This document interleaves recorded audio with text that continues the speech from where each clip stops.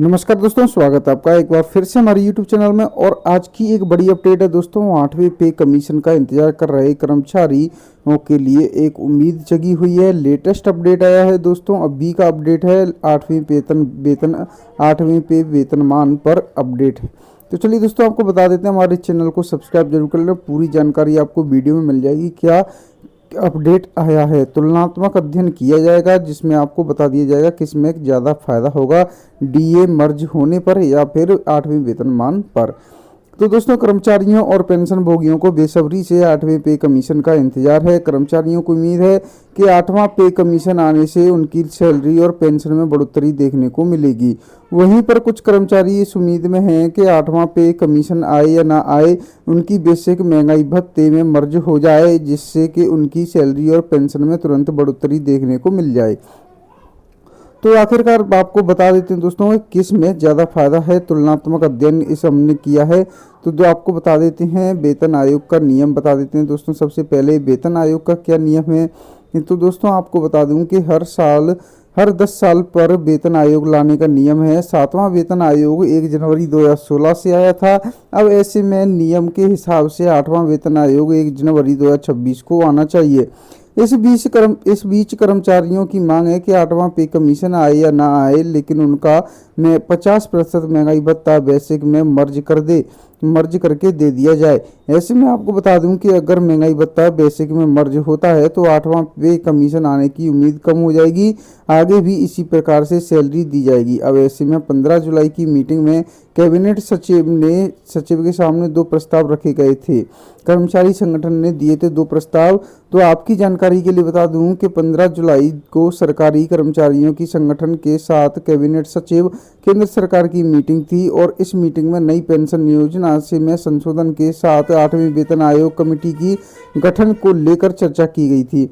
अब यह तय हो चुका है कि नई पेंशन योजना के तहत अब कर्मचारियों को उनकी अंतिम बेसिक वेतन का 50% पेंशन के रूप में मिलेगा। इसके साथ प्रस्ताव दिया गया कि अगर केंद्र सरकार 8वां वेतन आयोग का गठन नहीं करना चाहती है तो महंगाई भत्ता बेसिक में मर्ज कर दे। इसके ऊपर कैबिनेट में सचिव ने विचार करने का आश्वासन दिया है। महंगाई भत्ता बेसिक में मर्ज होगा तो कितना क्या फायदा मिलेगा, आपको बता देते हैं। अगर कर्मचारी संगठनों की बात मान लिए जाए और महंगाई भत्ता बेसिक में मर्ज कर दिया जाए तो आपकी कितनी सैलरी बढ़ेगी, चलिए आपको बता देता हूं। मान लीजिए किसी कर्मचारी का बेसिक पे इस समय 18,000 है, तो 50% महंगाई भत्ता मर्ज होता है तो उनकी नई बेसिक पे सैलरी 27,000 रुपये हो जाएगी।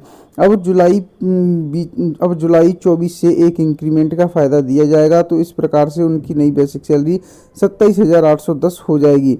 लेकिन महंगाई भत्ता 0% हो जाएगा। वहीं पर 1 जनवरी 2025 से महंगाई भत्ता 3% बढ़ता है, तो कुल सैलरी 28,645 रुपये हो जाएगी।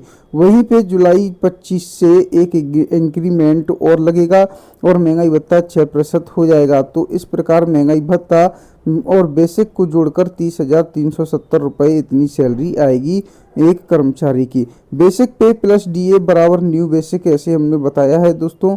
तो दोस्तों, आपको ईयर के हिसाब से भी यहाँ पर बता देते हैं। 1 जुलाई 2024 को विथ इंक्रीमेंट के अनुसार बेसिक सैलरी 27,810, डीए 0% हो जाएगा, तो टोटल आपको 27,810 ही मिलेंगे। 1 जनवरी 2025 को 27,810 3% डीए बढ़ेगा तो वो हो जाएगा 28,645। फिर 1 जुलाई 2025 विथ इंक्रीमेंट जो लगेगा आपका, उसमें 3% की वृद्धि हो जाएगी तो हो जाएगी सैलरी 30,370। 1 जनवरी 2026 को फिर और होगा 3% की वृद्धि, तो उसमें 31,230 रुपये हो जाएंगी बेसिक सैलरी। तो इस प्रकार से 1 जनवरी 2026 को आपकी कुल सैलरी महंगाई भत्ता और बेसिक को जोड़कर 31,231 हो जाएगी। 8वें पे कमीशन में इतनी बढ़ेगी सैलरी। अब आपको 8वें वेतन से बेस सैलरी का बता देते हैं दोस्तों। ये हमने आपको डीए का बता दिया। अगर महंगाई भत्ता मर्ज नहीं होता है तो जिस प्रकार से सैलरी मिल रही है उसी प्रकार से आगे भी मिलेगी। ऐसे में जुलाई 24 से महंगाई भत्ता 53% हो जाएगा। और किसी कर्मचारी का बेसिक पे 18,000 है तो जुलाई से एक इंक्रीमेंट लगेगा और 18,540 नई बेसिक सैलरी हो जाएगी और इसके ऊपर महंगाई भत्ता जोड़ा जाएगा। इस प्रकार महंगाई भत्ता प्लस बेसिक जोड़कर 28,370 रुपये सैलरी पाएंगे। और जनवरी 25 से महंगाई भत्ता 56% हो जाता है तो बेसिक सैलरी और महंगाई भत्ता जोड़कर 28,925 रुपये सैलरी हो जाएगी। वहीं पर जुलाई 25 में एक इंक्रीमेंट और लगेगा, जैसे मैंने आपको पहले ही बताया, तो और 19,100 नई बेसिक सैलरी हो जाएगी और उसके ऊपर 59% महंगाई भत्ता जोड़ा जाए तो कुल 30,370 रुपये सैलरी होगी। तो दोस्तों उसी तरीके की है। अब दिसंबर 31-25 तक बेसिक और महंगाई भत्ता को जोड़कर नई बेसिक तय किया जाएगा और उसके ऊपर न्यूनतम फिटमेंट फैक्टर 1.92 से गुणा करने पर नई बेसिक यानी कि 8वें वेतन आयोग के हिसाब से तय किया जाएगा। इस प्रकार आपकी जो सैलरी होगी वो 58,400 हो जाएगी। तुलनात्मक अध्ययन का निष्कर्ष क्या निकलता है तो दोस्तों आपको बता देते हैं। इस प्रकार महंगाई भत्ता बेसिक में मर्ज करने पर 1 जनवरी 2026 की सैलरी होती है 31,230 रुपये। वहीं पर 8वें पे कमीशन में सैलरी होती है 58,400 रुपये। तो इस प्रकार दोनों में तुलनात्मक अध्ययन किया जाए तो आठवां पे कमीशन आने से सैलरी में अच्छी बढ़ोतरी देखने को मिल रही है। इसलिए हमें 8वें वेतन की मांग पूरी जोर जोर से करनी चाहिए क्योंकि ये आपका अधिकार है दोस्तों। तो सरकार से 8वें वेतनमान की मांग कीजिए, न कि इसे डीए को मर्ज करने की, क्योंकि आपको 8वें वेतनमान से ही ज़्यादा फायदा होगा आपकी सैलरी में। तो दोस्तों ये अपडेट था, आपको हमने बता दिया क्या आया था अपडेट। अब मिलेंगे आपसे नेक्स्ट अपडेट लेकर। बने रहे हमारे साथ, हमारे यूट्यूब चैनल पर। हमारे चैनल को सब्सक्राइब जरूर करें।